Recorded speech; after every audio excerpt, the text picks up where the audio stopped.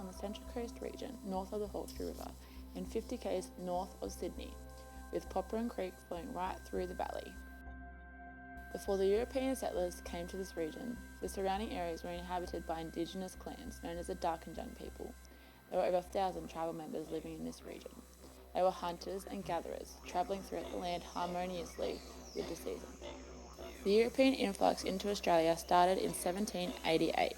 Sailors and convicts carried with them new and dangerous diseases including pneumonia and measles. Even before the area was populated by the whites, the smallpox epidemic in 1789 wiped out the Darkinjung families so fast they weren't even able to bury their dead in time, with white people also adding STDs and murder on the list of Aboriginal deaths.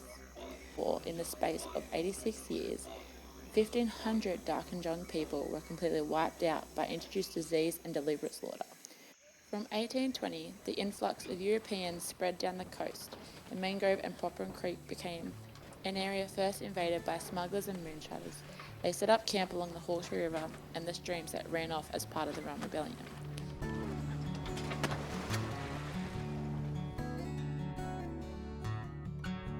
Then came along the timber getters and logging for casaranas and cedar trees here at Glenworth Valley.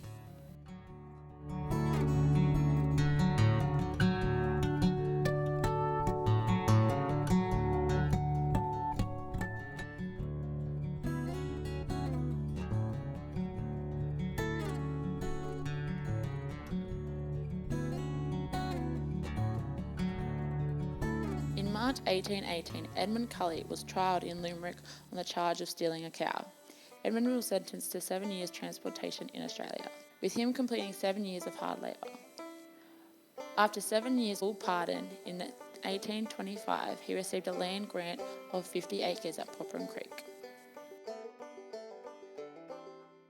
Penry granted 300 acres of land further up the creek for MacDonald to reside in, naming his property Glenworth Valley. It was here MacDonald built the most substantial sandstone residence in the area, where many weddings were conducted.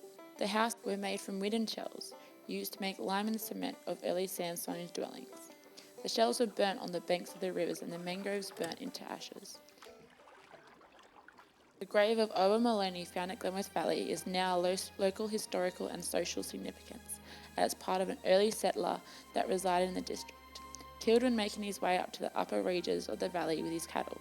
The grave marks a representation of the isolation and hardship experienced by the early settlers who lived and worked along the river routes of the district. In 1840, Stephen MacDonald died in Sydney. His daughter inherited his property, leasing it to Edmund Kelly, who owned the neighbouring area. He settled both his sons in the valley. As roads were built and access to Gosford and Sydney became easier, river trade was no longer necessary, and the industry in the valley all but ceased. For many years, the land was solely used for grazing beef cattle, laying dormant, overgrown with weeds. But in 1972, Barry and Barbara Lawyer purchased Glenworth Valley, transforming it into a small horse riding school, at first consisting of just 10 horses. Within 10 years, it has expanded to become the largest horse riding centre in Australia, operating with over 200 horses. They renovated the stone cottage and built a substantial brick homestead on the same site as John Kelly's home.